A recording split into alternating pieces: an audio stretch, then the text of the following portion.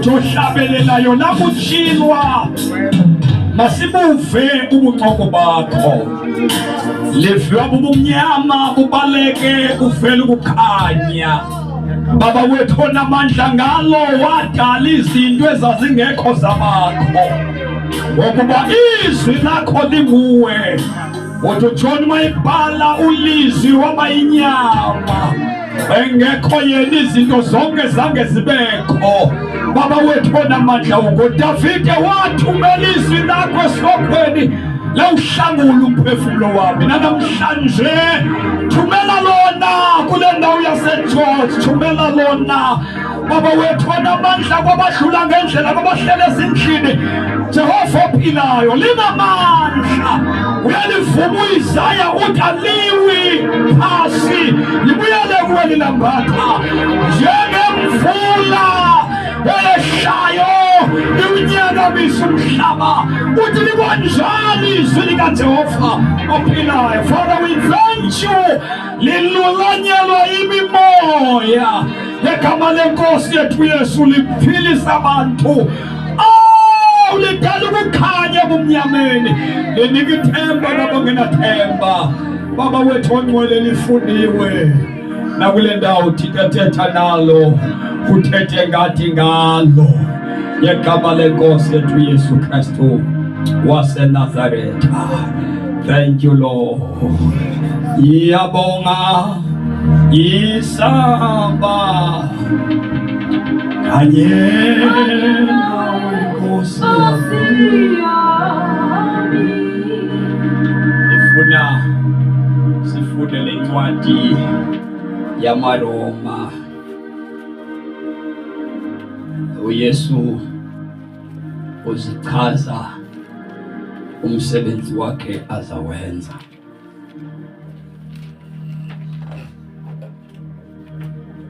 Yena njengonyana umuntu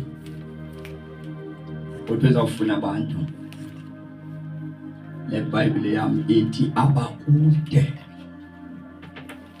noThixo. Uthi abantu basengozini.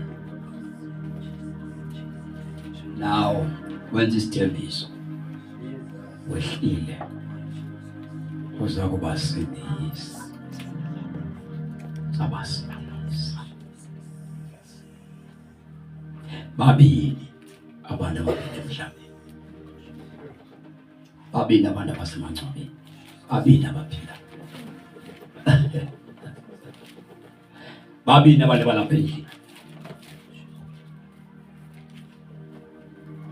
Kukho abantu abakufuphi uThixo, kukho abantu abaphila bekude.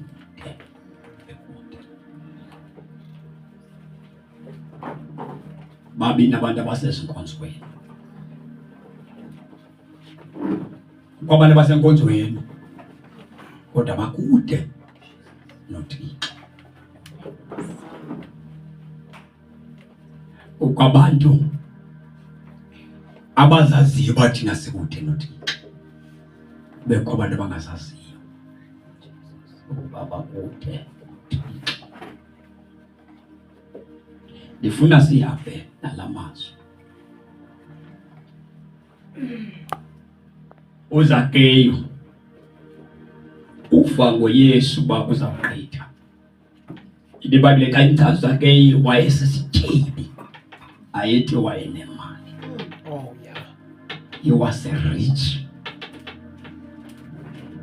But there is a different umuntu onemali nomuntu otyebileyo. Le ndoda yayityebile. iBhayibhile xa ichaza ithi wayengumuntu owayenesihlalo sikhundla yena wayichief yabaqokoleli berhafu.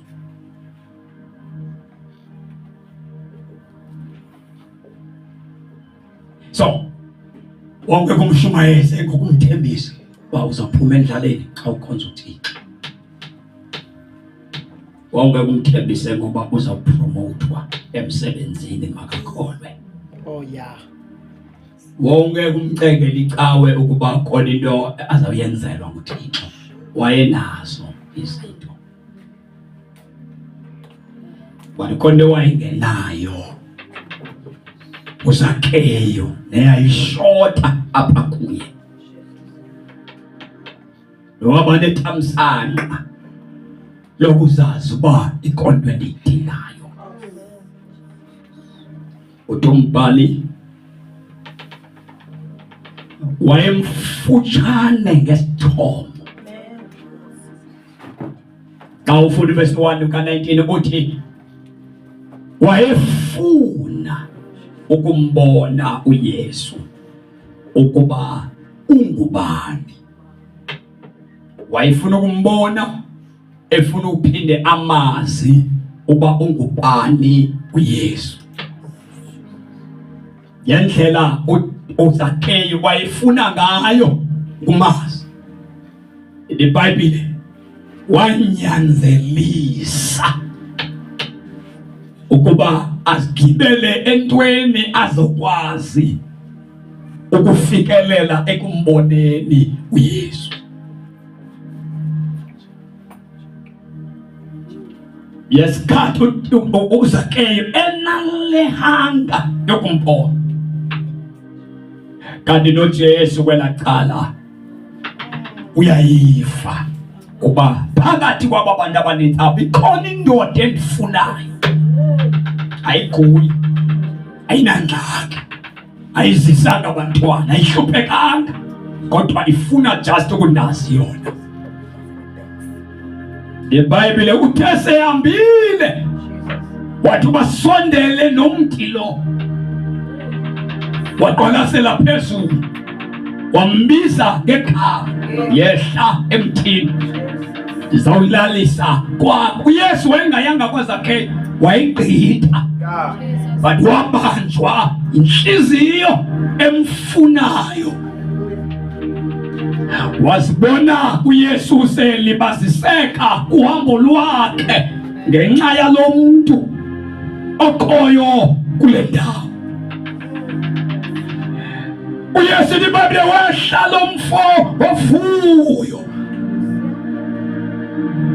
Okokuqala uZakheyu wayebonakala njengendoda ehloniphekile ongekuyilindela ibingakhulu izicathulo igibele emthini.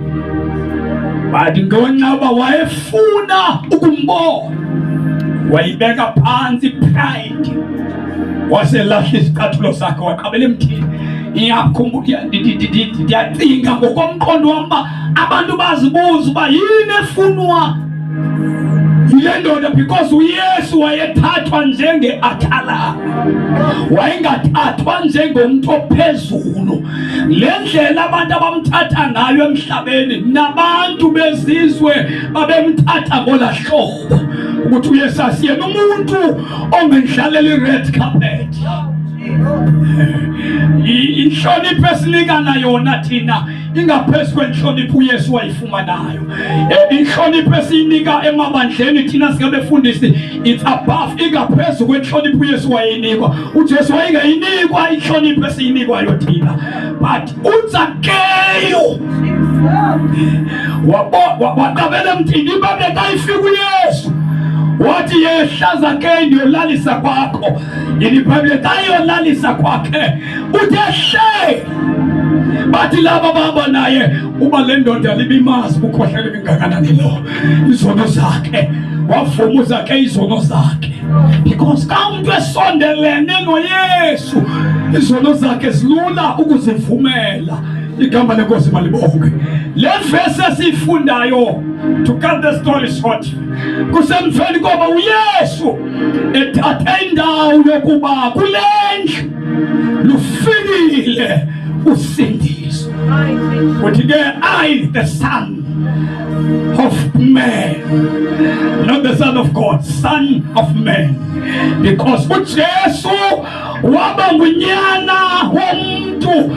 Ethi incwadi yamaHebhere wenziwa wafana nathi ukuze akwazi ukuhlangula abantu bakhe efana nabo.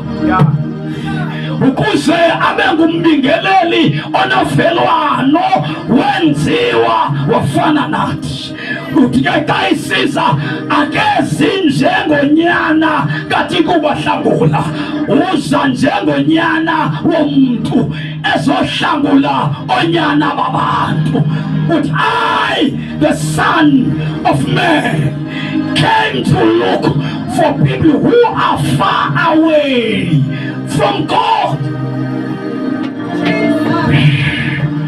uYesu uzela abantu abakude noThixo.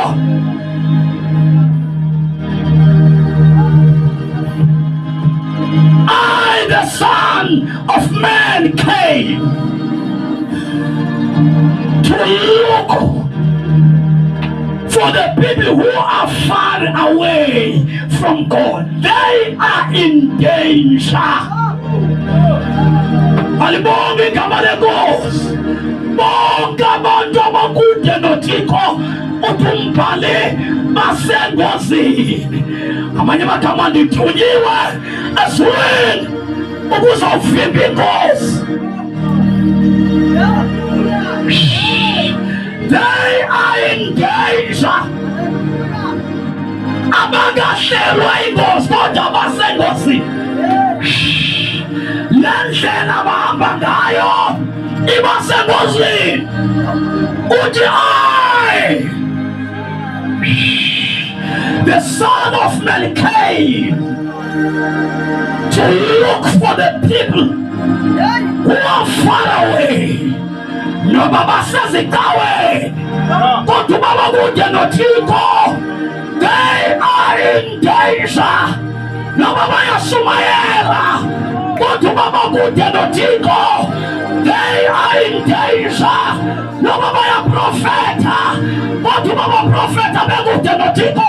They are in danger. Ingozi ukudumisa uNkulunkulu kodwa ukude na.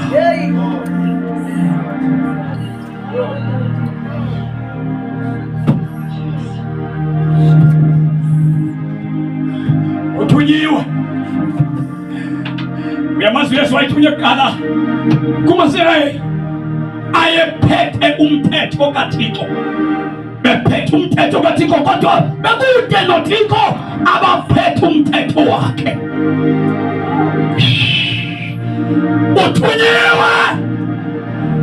Uthunyiwe kubantu abafundela umthetho kaThixo daily kodwa bayifunda mihla le akude nalo bafundi bemithetho yakhe bashabela ingoma zakhe bekude. Uthi Dafide ethinjiwe kuthiwa bathi besemlanjeni besebhabheli athi amabhabheli sihlabeleleni ingoma enivamise uzicula xa niseJerusalem. Yathi uDavide unotshe yeke ndikwazi ukulihlabelela igama lenkosi ndikwelinye ilizwe. Uma nifuna ingoma zikaNkulunkulu ndibuyiselele ekhaya. Bakhona abantu abahlabelelayo bacula ngoNkulunkulu badumisa uNkulunkulu kodwa bakude naye ngoba akekho onamandla okuzisondeza. Akekho onamandla okuzisondelela. Akekho ongakwazi ukuthandaza asondele ngawakho amandla. They are in danger. Basengozini. Basengozini. Uyabona abantu namhlanje enkonzweni bathandazela ukusondelelana nabefundisi. Athi umuntu ke esondelele nomfundisi azive ngathi usondelelene noThixo. Abantu benza izinto ezikholisa abantu. kuba bepliza bethenga ukusondela ebantwini.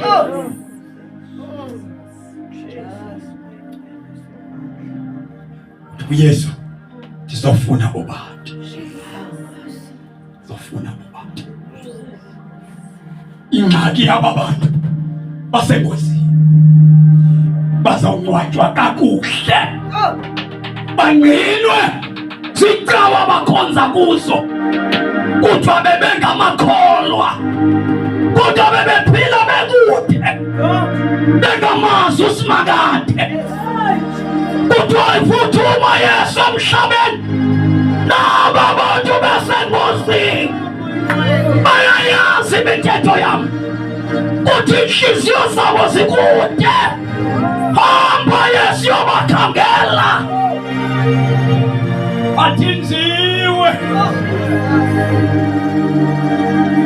yafawe, bathinziwe. Oh Thixo wami, bathinziwe, bakude basengozini, bathinziwe. Funeka khangele indawo abathinzelwe kuyo, emveni koko abahlangule. Funda mfoka nantsika sithandaze. ya Liphi neli yikamana esisini swanga lona ali kweli yikamana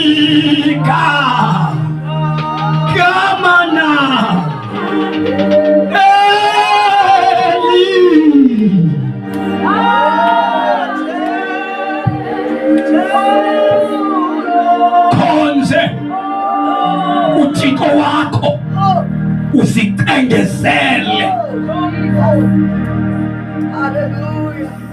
Ngavumi ukuhamba noNkulunkulu okude naye, ngavumi thetha ngoJesu kodwa ukude noNkulunkulu. uPawulos nina benikude, ningazali naye, nithena sondezwa ngalo igazi likaYesu. Ndisenze ngonyana womuntu, ndizosindisa abantu abakude noThixo, abasiphilela impilo, babona benemisebenzi emihle, babe sebecingela babame kahle, bapheya kahle, banemise emihle, bakhe kahle, bafundile belilizwe, bawuthola umhlaba. Uthi uYesu ebuza kwindoda ethile, uthi mntundini, xa ungarhola umphefumulo wakho, ezi zinto zingaka yewa zezikabalile. Umbuzo wathi uyawulichithela phi ikunaphakade lakho? Mawudlula kulo mhlaba, ikhona indoda eyahliswayo kuzosiza abantu abakude noThixo, ibasondeze. Abantu abakukhetha ukusondela kuThixo, bakhetha ukungena esitaweni, bahlale esitaweni bekude noThixo. Abantu abayikhethi le ndoda eyabehlelayo ukuza kubahlangula. Abantu bathusana bodwa. Jona ikhumbuza abantu baseGeorge, ukhona owehliswayo ukuze simthandaze sikufuthane, ukhona owehliswayo ukuze simzukise lapha.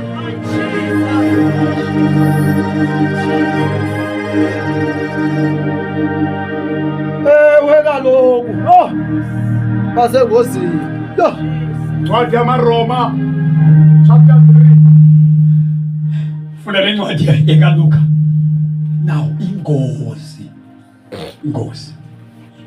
ungcono umuntu ohlelwa ingozi yemoto kunomuntu ophunyelwa ngumphefumulo ekude noThixo. Ya kungcono ukugingqika nebhasi, kodwa ingozi enzima ukhonza uNkulunkulu ungenaye.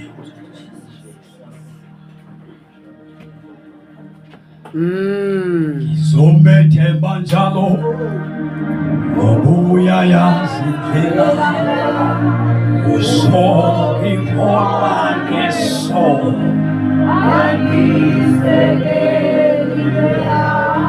ngcono nolima engozini yebhasi nomuntu okude noThixo.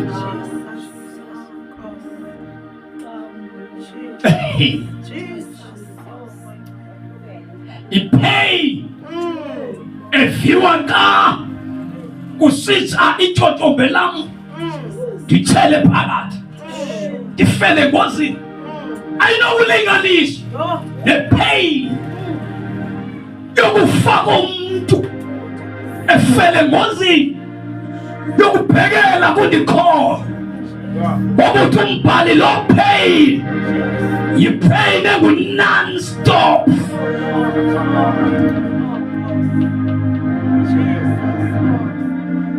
Ukufela kude noThixo indawo itholile kodwa kude noThixo umfundisi unaye kodwa uThixo unaye. Izinto zonke uyazenza ulithemba lenkonzo kodwa uThixo akakwethembanga. Wasiwa njengomkhonzi kodwa lo mkhonzayo akakwazi. Wasiwa njengomntu oshumayela uThixo kodwa lo shumayela ngaye akakwazi wena.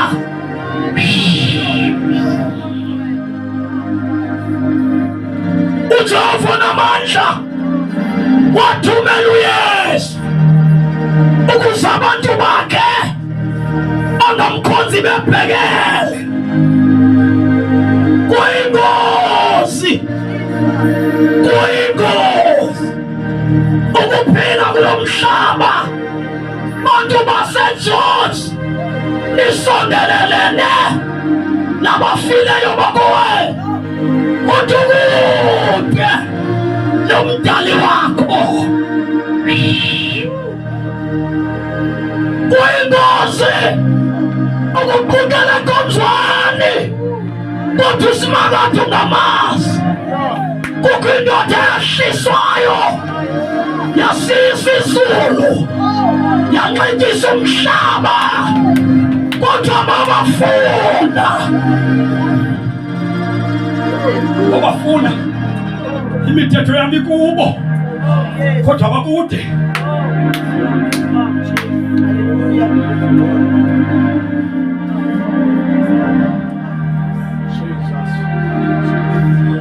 Yabona ka ufunda incwadi kaYohane chapter 3 verse 16 yamchazela uThixo kudala ezama amalinge. Kudala ezama ukuyisa umuntu eduze kwakhe. Thumela abaprofeti, wathumela ababingeleli, wathumela even angels. Jesus is the last option of God. Ngoba bonke babengakwazi ukubasondeza. Ingakho uma bekhonza bewela ulwandle olubovu bakisonka azibavulanga amehlo basondele kuThixo, zasuke zabanamathelisa kuMoses. Ngoba uma uJesu engekho, uJesu engasunyayelwanga, uJesu engacaciswa, abantu bahamba nenkokheli, banamathela kwinkokheli. Abantu banamathela ecaweni, bamile ecaweni, bazane necawa, bathi abantu bahlukaniswe yicawe. abantu babukelane phansi ngenxa yecawa, because kwaba bantu zange kungene Yesu, kwabekelela icawa nemimangaliso yayo.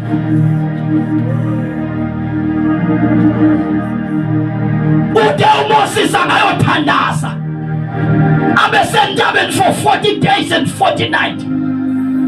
Bathi uMoses ulibele, uMoses usikhohliwe, masizenzele uThixo, ngoba bese behamba noMoses njengoThixo. Malibonge igama lenkosi, malibonge igama lenkosi. Bese bemthatha njengoNkulunkulu, bathe bakangamboni phakathi kwabo, bathi masizenzele uNkulunkulu, ngoba uNkulunkulu wethu asimazi kuhlwe yintombi. Malibonge igama lenkosi. Ikhona indoda eyathunyelwayo uzawunyothula abantu eludakeni lwesono. Igama lakhe uYesu. Uthi nizawufuna okulahlekileyo, abantu abakude, aba bantu basengozini ngizokubasindisa. Sindisa, sindisa, zokubasindisa, zokubasindisa, zokubasindisa, zokubasindisa, zokubasindisa, zokubasindisa. Ncwadi yamaRoma chapter 3.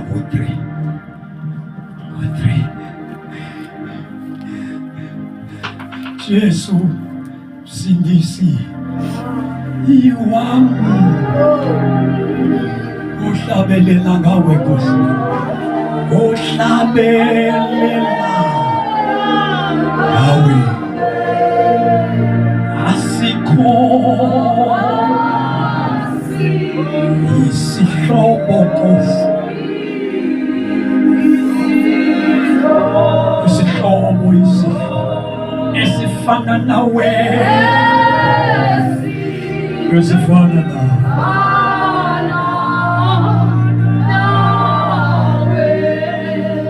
Ungavumi ukuba kude, ungavumi ukuba kude. Ungamkhonza uThixo kodwa kude, ubambe igama loba ndandisindisiwe, wasuka njengomzala kodwa kude.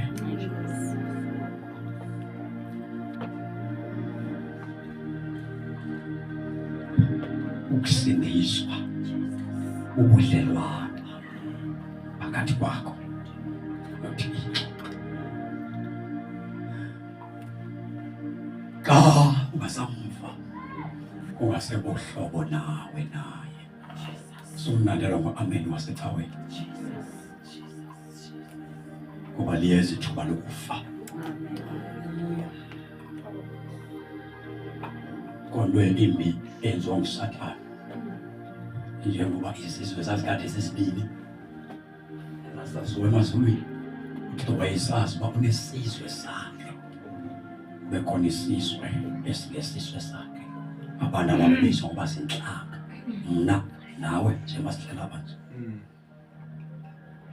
Besi-out kwimithetho le kade, naxa ufunda iBhayibhile uya kwi-Old Testament awuveli, awukho.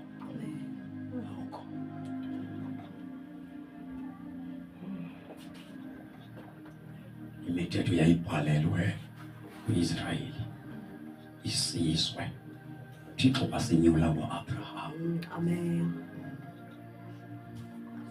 NoYesu. Incwadi yeZenzo chapter 3 verse 26, weza uzawusikelela bakhe kuqala ukuba kukhulu.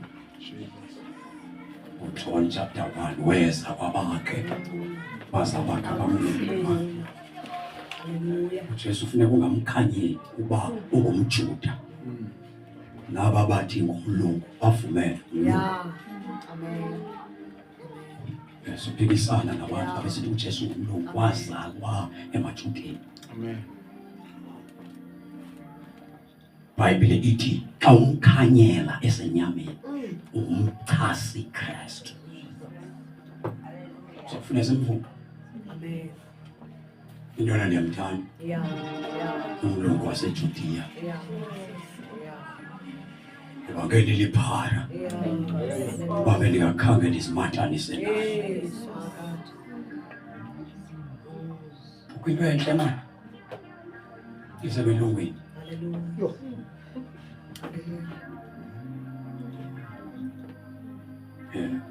Abantu bakhetha utshwala umlungu nempahla zabelungu neefowuni zabelungu. Amen. Baye uJesu.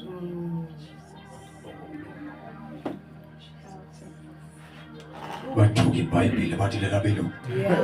Badla ibrandi babole imilomo ibrandi yabelungu. Hallelujah. Ndibona nje ndifaka amasuti ndingekho esitratweni. Hallelujah. Umlungu endamfumayo. Jesus. Amen.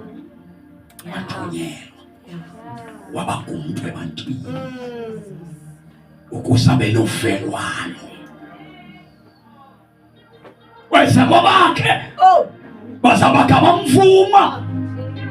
Wathi bonke abamamkelayo noma baphume emathuteni noma baphume emampondweni wabanika igunya lokuba ngabantwana bakaThixo.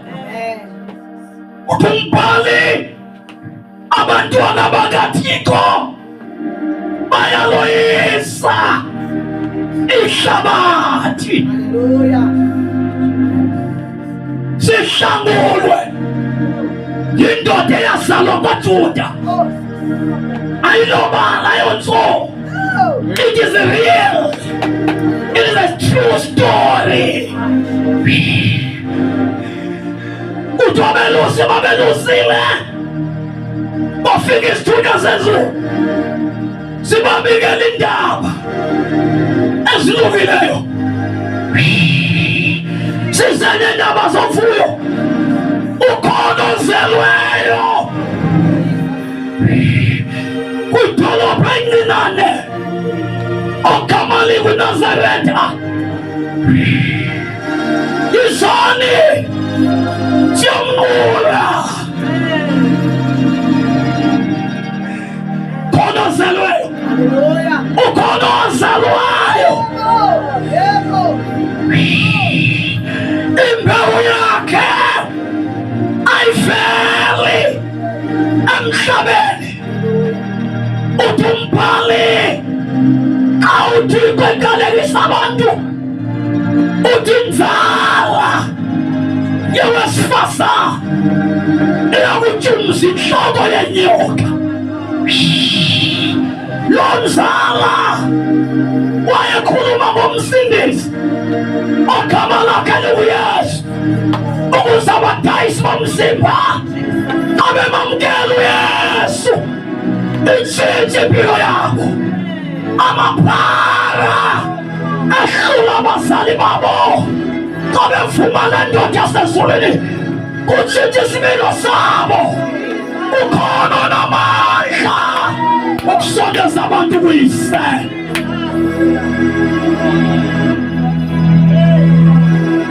Ngizohlangula, ngizokubasindisa. He is not a blesser, he is a savior.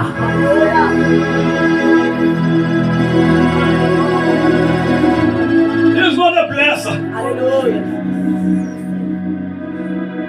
He is our savior. Yes, Jesus. Umprofeti wakhe akakusikelela ngeke akusindise. Uchabalala unaye. My God. Ubhubha unompostile omphakamisayo ufe. Ufuna umphathele iBhayibhile kodwa kabikho tawulele. Ngaqala ngedola gibele emqolo kuwe. kodwa soza kusindise. Umkhonza ufofe ngedolo, usehlula ukuvozela uThixo. Yonke into yenze ebantwini ayinamvuzo. Hallelujah. Hallelujah.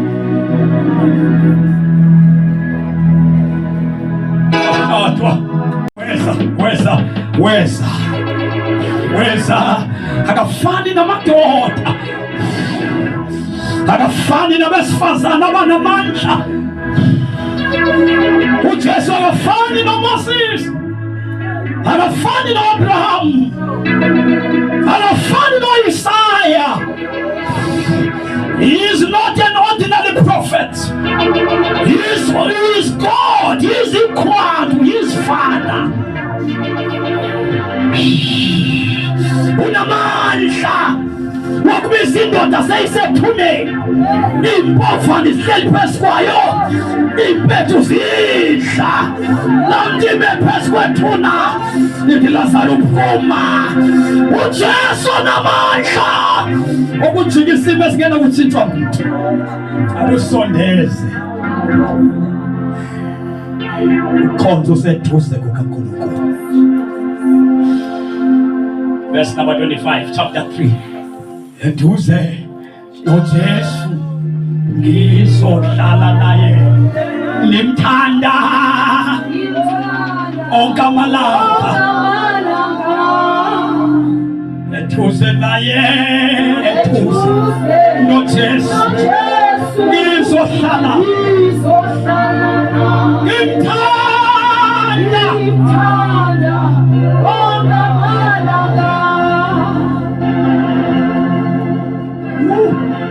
yingozi ukuthanda icawe yakho more than uJesu. Ndimthanda onke amalanga. Eduze naye, eduze naye, ngizohlala naye, ngimthanda onke amalanga. Kumsindisa iziqalekiso zokhokho bethu akathathi iminyaka nenyanga nensuku. Hallelujah. Noma namhlanje usindiswa kodwa ngosindisweyo eprofethana ecaweni lithi ninezimnyama. Lolo wenu usindiso lokukhulula namhlanje ufika namhlanje, siqhawuka namhlanje. Zeminyaka iziqalekiso zeminyaka zokhokho bokhokho bethu siqhawuka namhlanje. Alukho usindiso lokuthi sawunoJesu kubona izimnyama phezu kwakho, ibe nemithandazo egwenxa okwabona lithi back to the sender. Nithandathe ngomthandazo ngoba nimazi uNkulunkulu. You get a freedom. Nawufika kuYesu inkinga nina niya kubaprofethi namadoda.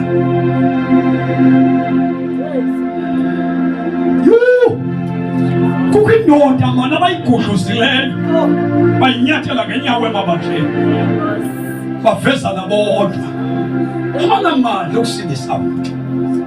Abantu bajola phakathi bephethe iBhayibhile, behlulwa butshwala besithi bakholwa, behlulwa ngamakazana besithi bakholwa, behlulwa ngamakhwenda besithi bakholwa. Yiwo bahlangananga nomsindisi.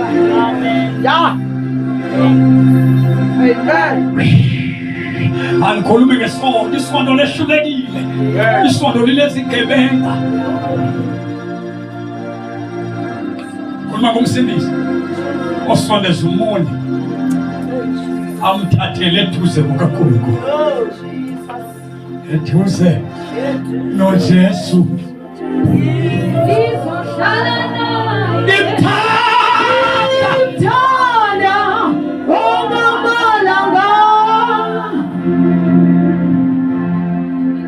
Khuluma ngomsindisi kodwa abantu bekurejectile.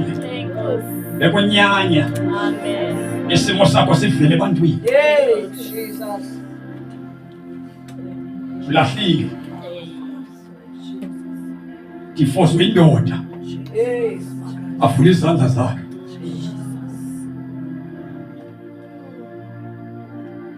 Ukhuluma ngomsindisi ofika uyinhlekisa phakathi kwabantu. Hallelujah. Nakuwe inyala lakho livelile. Hallelujah.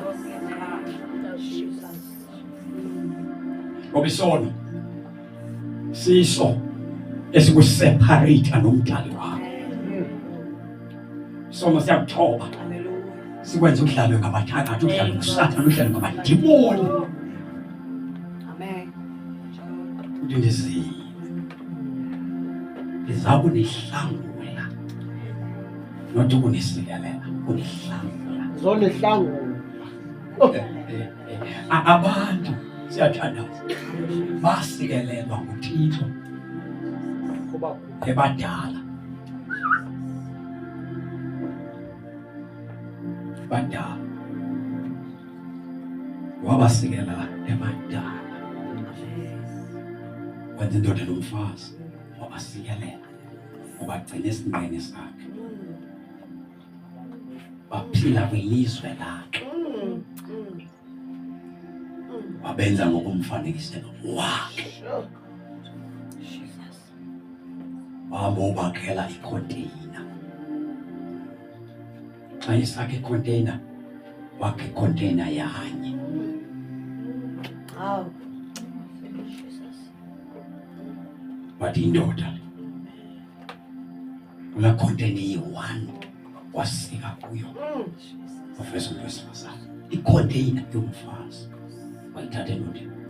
Kodwa umuntu wamdala usuku olunye wesifazane nendoda wablessa.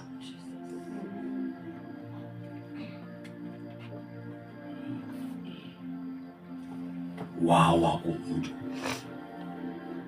esonweni exuthu amagunya umuntu nobunganga umuntu bathathu waligwala. Sathi izinto besikade simhlonipha samdelela. Isono sifana nobungakuthatha. Tata ndimhlonipha kodwa nayinxila nam ndinxila. Sibamba utywala sobabili.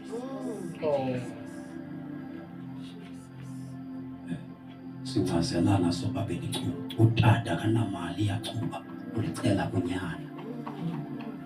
Ngenxa yesono. Isono siyakuthoba. Isono siyakuthoba. Siyakwehlisa. Ekalazo bakho iworship ethandaza icule kulila abantu. Kodwa xa ugqiba ukucula le ngoma uyaphi wena? Isono kasitya ungabonwa. Usenzo ungabonwa. Isono siyakuthoba. Isono siyakususa ebukhoneni bukaThixo.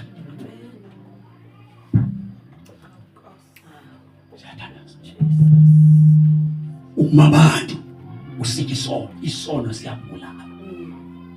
Ukufa ukwehlukana kwezinto besikade sihlangene. Wakutya isono yehlukana noThixo. Wehlukwe isono. Kume phambi kwakho noThixo kube khona isono phakathi kwakho. Yiyo lento athi uPawulos xa ethetha umlamo phakathi komuntu noThixo. Kuthiwa lo muntu ufika ngene phakathi kwabo bantu babili asuse isono uKristu. Ngoba ungayihamba inkonzo noma ungasenkonzweni. Ukwangena esonweni umasona phambi kwakho noThixo. Amen. Uyawuthuza usuke kweso sono ufika uKristu akhabe isono. Avele uThixo. Funda le verse ka-25 standards. Ncwadi yamaRoma chapter 3 verse 25. Isihloko sithi ubulungisa bungokholo kuKristu. Ulungisa bungokukholwa kuKristu. Verse 25. uThixo wamisela uYesu ukuba abe lidini lokungxengxezela. Wamiswa uYesu. Yesu wamiswa uThixo.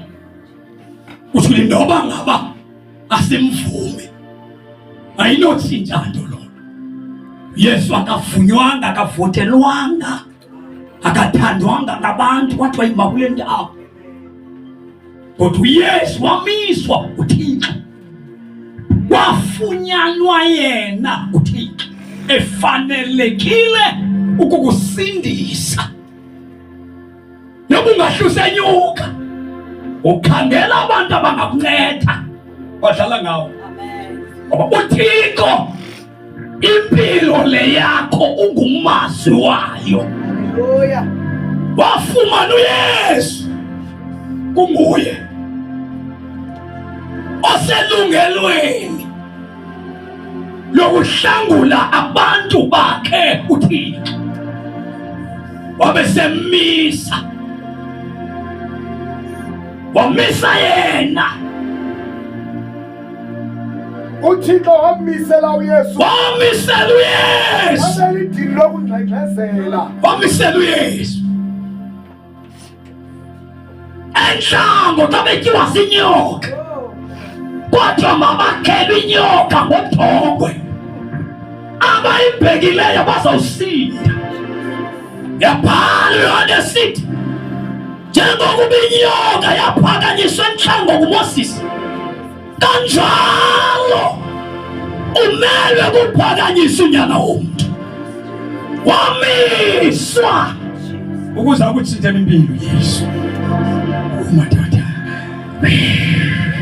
wehluleka ibhokwe nenkunzi zenkomo. Abantu ababezisa kuThixo ngenxa yezono zabo afeyila amagazi ezonto. Wakhangela igazi elingcono lingavelaphi. Gazi elingcono, gazi elingcono. Wakhangela umuntu wesifazane, wakhangela umuntu wesifazane. Ayafuna indoda, akafuna umuntu wesifazane ngoba inkathazo yisindi. Davide kayisithi umuntu ukhawulwa azalele kusisono, ukhawulwa ngaso. Kusho ingozi yokungena yokufanseleka kwezono, kuzalwa abantu abanezono. Ngoba isono awubi naso sokuzelwe, uzalwa naso. Yonke into noma ungakhulele ecaweni, ungayazi enye into, unganxili, ungenze nenye into, vele abazali bakho bakusecaweni, bakuqhubele ecaweni, uthi ugugu usecaweni, kodwa uYesu zange umvume njengenkosi nomsindisi. Icawe ngeke ikusindise.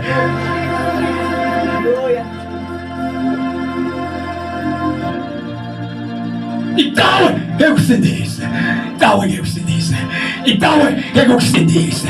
iBhayibheli ithi indoda ebizwa ngoba nguSimiyoni yayiphila isikhathi eside ilungisa, yaxelelwa kodwa wena ngeke ufe. Ungalibona ngusindiso. Lokuqala ifuneka esindiswe nguwe Simiyoni. Ulungile kodwa usindiso uyaludinga. Amen. Lungile. Ngiyavuma Simiyoni, ulungile. Kodwa ngoku le generation iyathinta ngoku. Iqala ngawo. Bonke amama ngalungisa bazawufa, funeka beqale babone uYesu. Umsindisi funeka umbone wena. Simiyoni umsindisi mbone wena. Hamba uhlale etembeleni, hlukana nabantu, ulindele umsindisi. Ukufa kuwe the day efika umsindisi umbambile, ukufa kuzawufika. Ngoba wena awuzofa umsindisi ungambonanga.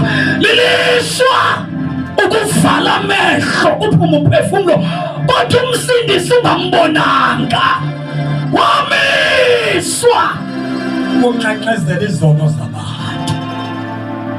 Baningi abantu abakhonza bekude noThixo. Enye yengozi eyenziwe sithi kukuwa kwakho, uthi ngoba uwe ukhonza kwibandla lesindisiweyo, uwe udla izono. uSathane abaholele esibokweni abantu abaninzi. Athi xa umamkela uYesu, athi uYesu wamkela kube kanye. Azokuwe uYesu wamkela kube kanye. Awumuye uvele zonke. Vele zonke. Ubuye kule cawe yakho ngoba iyosindiso. Nawe ubusindisiwe. Wow. Xa ubuya andithi ubugwetyiwe icawe. Yeah. Icawe. lecawe kugwebe kuba ikubhaqile. Awuyekanga zona. Uyekwe kuba ubhaqile. Ubuyintombazana usokuwamitha. Ubungamithanga. Uyekanga zona. Yeka, obhuti unqabile ubhaqwa kaboba bamithi. Hey. Ifana Jehova uma xa udle isono khona ngesisu sikhulu asikhulu entambeni sikhulu lapha kuwe. Hallelujah.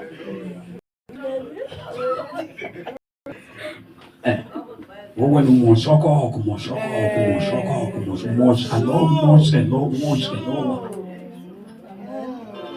kodwa ikuthetheleli lo ukhona ongawavali amehlo. Wawuyi lena ukuthi ukulahleka kwe-holiness kwicawe i-holiness ukugcwele kulahlekiswe kukuwa kwabantu wavala umnyango wenceba kodwa umthatha kubekayo awuphile umthatha. Xa sobuya ke ngobuya ungamamkelanga uYesu ubuye uqhubeka nale cawe yakho futhi ubuye uvuthe zange umamkele uYesu. Awuziciki izona ngokuxolelana nabefundisi necawe.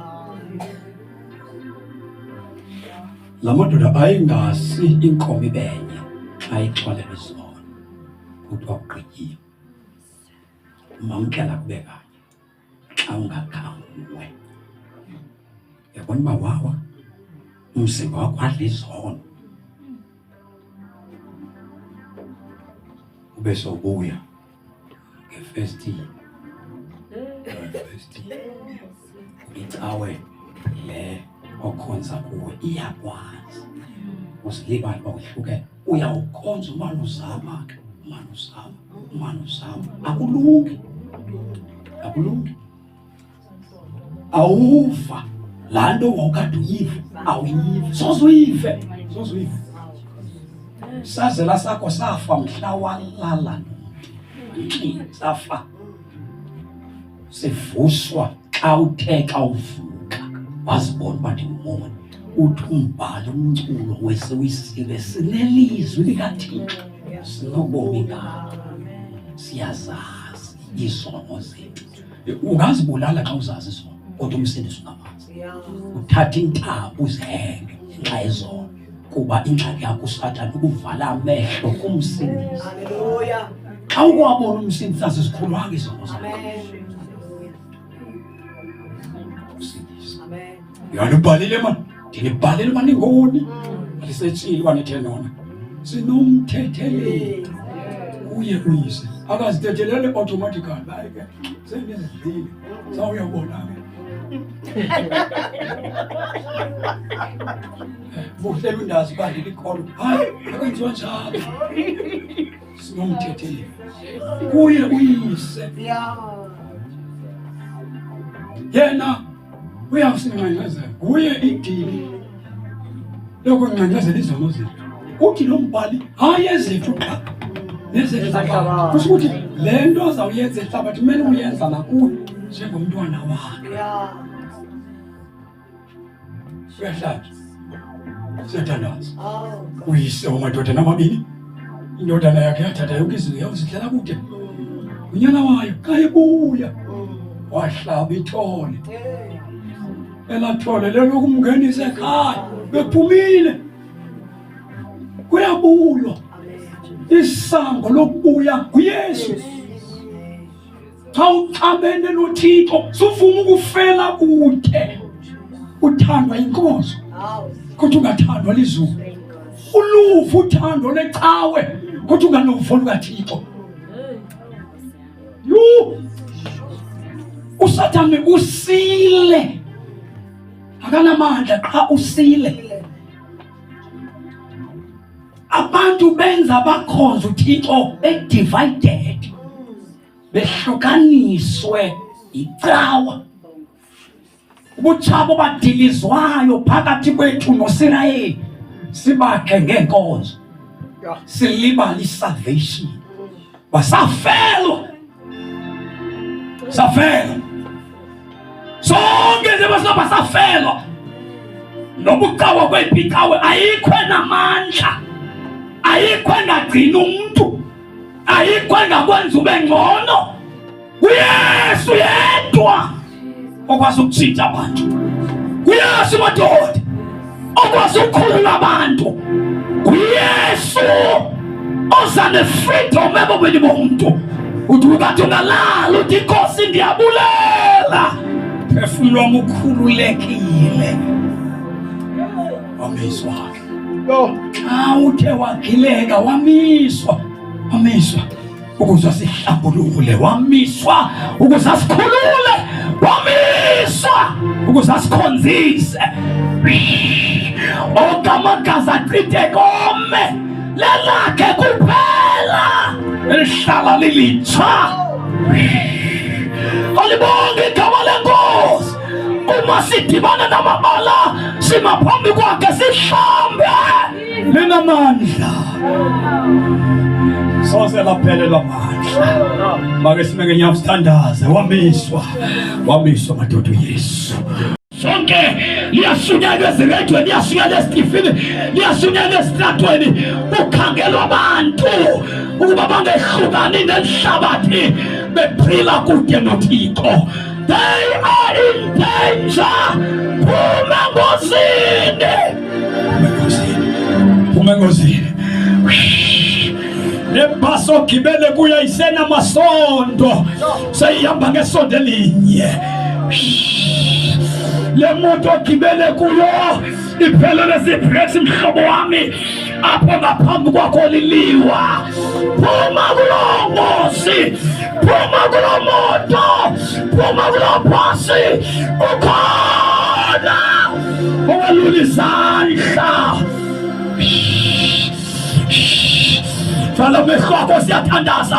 Yebo, indawo irayithi, ukhona uzawungcwathwa. Uthini na ngoYesu owafela izono zakho? Uthini na ngomkhululi wakho?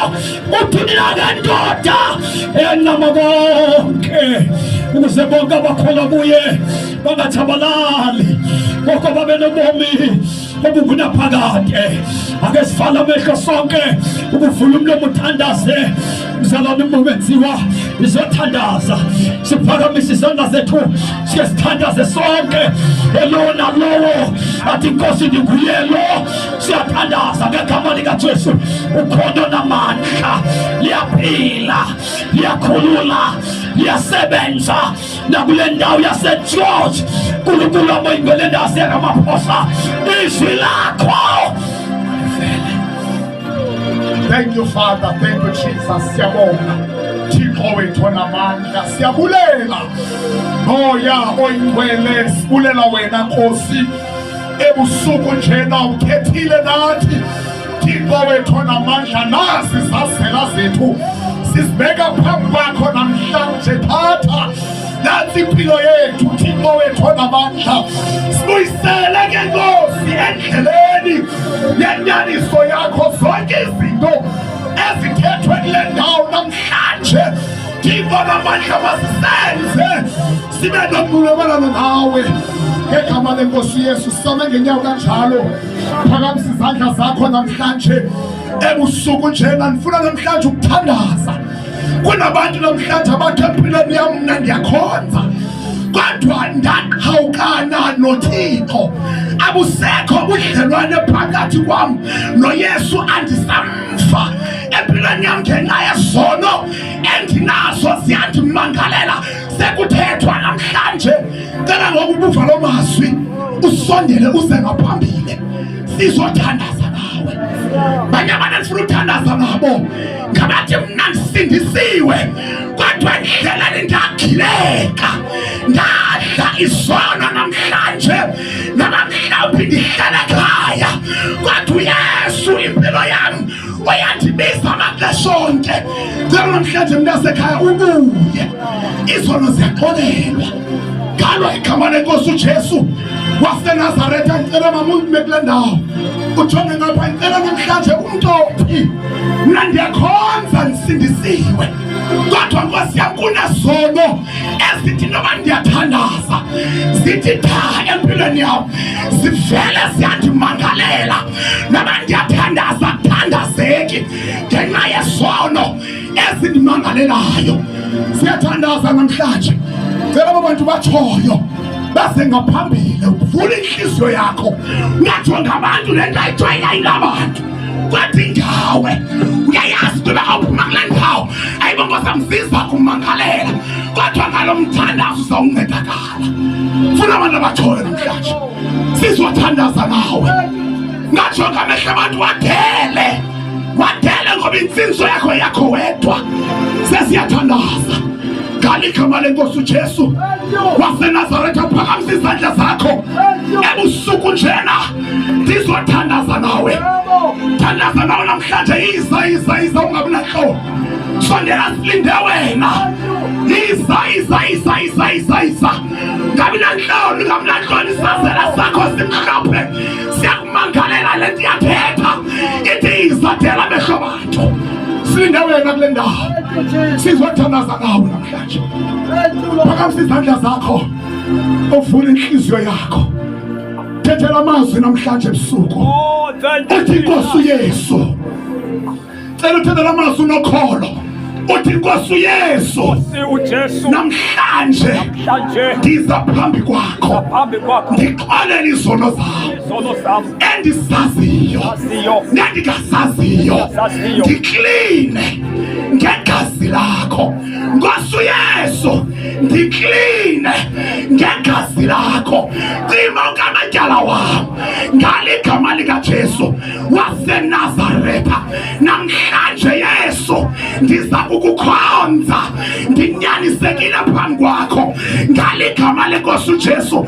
Wena Sathana awusenalo igunya, awusenamandla ebomini bam. Ngicela ke sithandaze egameni lenkosi Yesu. Awenza umthandazo nawe namhlanje. Ngicela ke sithandaze ngaligama lenkosi uJesu. Siyabulela kakhulu Thixo wethu onamandla. Siyabonga udumo lokufanele inhlonipho. Thixo wethu onamandla, siyathandaza. Baba wethu ongcwele, usuliseka. Thixo wethu ophilayo, nabo abantu nabantwana bakho, nabo abantu bezotransformwa benziwa abantwana. Thixo wethu ongcwele, sizababeka izandla enhloko. Thoba imvuselelo, thoba amandla. Thixo wethu onamandla, thoba. Thixo wethu ophilayo, amandla ngegama likaJesu. Amandla okuzalwa ngobutsha, amandla enkululeko, amandla freedom, amandla. Thixo wethu onamandla obudala obutsha. Thixo wethu onamandla, siyabaintrodusa kuwe, sibanikela esandleni sakho. Siyathandaza ngegama likaJesu, siyathandaza. Baba wethu onamandla, bakhulule Thixo wethu abantu baseGeorge kwindawo ezahlukeneyo. Baba wethu onamandla, siyathandaza ngegama likaJesu Kristu waseNazaretha. Sibiza umlilo Thixo wethu onamandla, imvuselelo, amalanga abamlilo ahlele ngawo. Thank you Jesus. Thank you Lord. Thank you Jesus. Siyabonga. Sibonga izwi lakho enyanisweni linamandla, linesandu sokuhlula impilo zabantu. Baba wethu onamhlokoma njengamanzi ahlokomayo, njengengcangcasi. Baba wethu onamandla, libusise. Thixo wethu ophila umkhonzi wakho othethe ngayo. Thixo wethu onamandla, siyathandaza. Bantu balapha bakhuphe emandleni obufa, emandleni esono. Thixo wethu onamandla, ngegama lenkosi uYesu Kristu ophilileyo. Siyabonga Nkosi. Ngegama likaJesu sivala amehlo ethu sonke. Sivala amehlo ethu sikubeka uyothandaza. Oh, thank you Jesus. Sivala amehlo ethu sisafuna umuntu.